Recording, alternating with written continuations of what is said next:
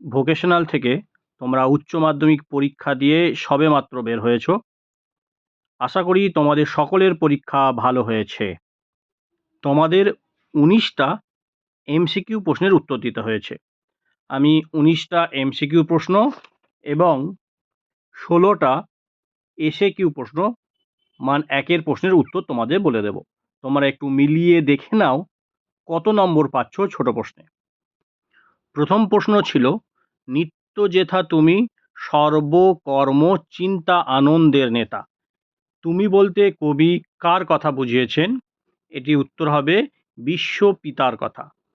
দ্বিতীয় প্রশ্নে ছিল, লক্ষ যুগের প্রাচীন মমির পিরামিড গেলে লিখে। বিশ্ববিখ্যাত পিরামিড কোথায় অবস্থিত? উত্তর হবে গয়ের অপশনটি মিশর। ৩ নম্বর প্রশ্ন পড়েছিল, এই নদী নক্ষত্রের তলে। নদী নক্ষত্রের তলে বলতে কবি কোথাকার কথা উল্লেখ করেছেন? উত্তর হবে গয়ের অপশানটি বঙ্গ প্রকৃতির বুকে।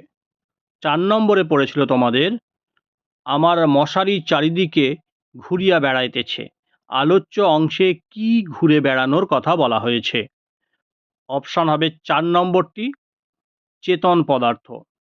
হিন্দুস্তানি ব্রাহ্মণের নাম কি ছিল? এটির উত্তর হবে পাঁড়েজি। ৬ নম্বর প্রশ্নটি, কেন আমি কি হাজতের আসামি? উক্তিটির বক্তা হলো সুমন্ত। ৭ নম্বর প্রশ্নটি হলো, মনে হচ্ছে ওটা এক্ষুনি ধরবে ফনা, মারবে ছোবল। আলোচ্য উক্তিটির বক্তাকে? এটির উত্তর হবে দ্বিতীয় নাগরিক। ৮ নম্বরে পড়েছিল তোমাদের, এ যুগের পুষ্পধনুর ছিলাটাও বেনের টানেই দেয় মিঠে সুর টঙ্কার। টঙ্কার শব্দের অর্থ ধনুকের ছিলার শব্দ। ৯ নম্বর প্রশ্ন, আমরা এলেম বাবার রথ চালাতে। বক্তা হলেন শূদ্র দলের দলপতি। ঘোষ ব্যঞ্জন বলা হয়।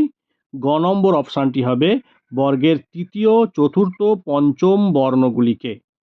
এবং ১১ প্রশ্নে তোমাদের পড়েছে, ব্যাকরণে প্রত্যয় বলতে বোঝায় শব্দ গঠনের কৌশল।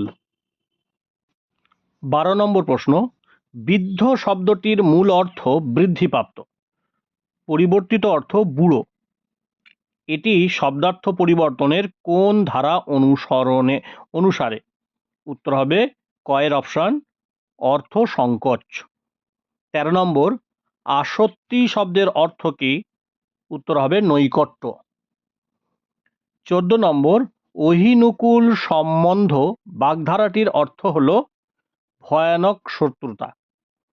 একাধিক বাক্যাংশে পৃথকভাবে বোঝানোর জন্য যে চিহ্ন ব্যবহার করা হয় তা হল হাইফেন।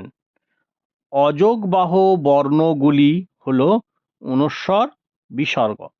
১৭ নম্বরে, সৌমিত্র শব্দটি কোন প্রত্যয় নিষ্পন্ন? উত্তর হবে ক্ষয়ের অপশন সংস্কৃত তদিৎ প্রত্যয়। পাখিগুলো গাছে বসে কফি পান করছে। বাক্যটিতে কিসের অভাব পরিলক্ষিত হয়? উত্তর হবে যোগ্যতা। এমসিকিউ প্রশ্নের শেষ প্রশ্ন ১৯ নম্বরটি, যে বাক্যে কোনো কারণ বা শর্তের উল্লেখ থাকে তাকে বলে কার্যকরণাত্মক বাক্য। এবার আমরা ২ দাগের মান ১-এর যে ১৬টি প্রশ্ন করতে হবে সেগুলি উত্তর মিলিয়ে নেব।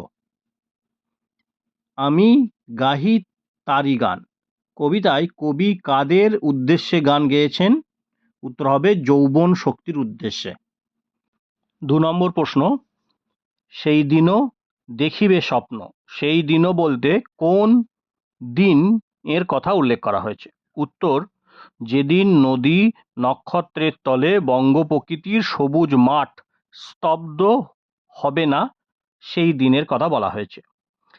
আচ্ছা, ৩ নম্বরে, সীমন্তের বোনের প্রিয় খাবার কি কি ছিল? গড়িয়াহাটের ডালমুট, আমসত্ত্ব আর সোনপাপড়ি। স্পোর্টস এডিটর আছেন কি? স্পোর্টস এডিটরের নাম কি ছিল? উত্তর হবে চিত্তরঞ্জন ঘোষাল। ৫ নম্বর প্রশ্নে ছিল, তাই নড়ে না আজ রথ বক্তা কেন এই কথাগুলি বলেছেন? মানুষ কেবল ঋণ করে গেছে, শোধ করেনি কিছু, তাই এই কথাগুলি বলেছেন সন্ন্যাসীর দল। রথ না চললে কিছুই চলবে না। উদ্ধৃত অংশে রথ না চললে কি না হওয়ার কথা উল্লেখ করা হয়েছে? উত্তরটি হবে হাঁড়ি চড়বে না, বুলবুলিতে ধান খাবে। 7 নম্বরে তোমাদের ব্যাকরণ থেকে পড়েছিল স্বরতন্ত্রী কাকে বলে? উত্তর হবে স্বরকক্ষের মধ্যে দুটি পাতলা কোমল পর্দা থাকে, সেগুলিকেই স্বরতন্ত্রী বলে। 8 নম্বরে পড়েছিল নাসিক্য ব্যঞ্জন কি? উত্তর হবে উঙা, ইঙ, মূর্ধন্য, দন্তন্য, ম। এই 5টি ব্যঞ্জন নাকে নাকে উচ্চারিত হয়, এই 5টি ব্যঞ্জনকে নাসিক্য ব্যঞ্জন বলে। প্রযোজক ধাতু কাকে বলে? মৌলিক ধাতুর সঙ্গে আ প্রত্যয় যোগ করে যে ধাতু তৈরি হয় তাকেই প্রযোজক ধাতু বলে। অস্তর্থক বাক্য কাকে বলে? হ্যাঁবাচক নির্দেশক বাক্যগুলিকে অস্তর্থক বাক্য বলে। 11 নম্বর প্রশ্ন ছিল তার ছুটির ব্যবস্থা করে জয়ন্ত চেষ্টা করে দিয়েছে। বাক্যটি যথাযথ আসত্তি নির্ণয় করো। উত্তর হবে জয়ন্ত তার ছুটির ব্যবস্থা করে দিয়েছে। কালী শব্দটির শব্দার্থ পরিবর্তনের কোন ধারায় পড়ে ও কেন? এটা হবে শব্দার্থের প্রসার। কারণ আগে কালী বলতে শুধুমাত্র কালো কালি থেকে তৈরি কালিকেই বোঝায়, এখন লাল, নীল, ব্লু সব রঙের কালিকেই বোঝানো হয় কালী অর্থে। আচ্ছা, 14 নম্বরটা বলছি, অতি চালাকের গলায় দড়ি প্রবাদ প্রবচনের কোন অর্থে ব্যবহার করা হয়েছে? এটি হবে বেশি চালাকি করলে শেষে ঠকতে হয়। বিস্ময়বোধক চিহ্ন কখন ব্যবহার করা হয়? যখন অবাক বা বিস্মিত হয় তখন বিস্ময়বোধক চিহ্ন ব্যবহার করা হয়। আহা কি দেখিলাম, জন্ম জন্মান্তরেও ভুলিব না, এটি এর উদাহরণ। আকাঙ্ক্ষা কাকে বলে? বাক্য যখন পূর্ণতা পায় সে তাকে বাক্যের আকাঙ্ক্ষা বলে। আশা করি তোমাদের প্রশ্নগুলি মিলেছে, তোমরা অনেক ভালো পরীক্ষা দিয়েছো। আর হ্যাঁ, গত ভিডিওতে আমি যে সাজেশান দিয়েছিলাম সেই সাজেশান থেকেই তোমরা বড় প্রশ্নগুলি পেয়েছো। আগামী পরীক্ষাগুলোর জন্য তোমাদের শুভেচ্ছা জানাই, আমার তরফ থেকে শুভ কামনা রইল।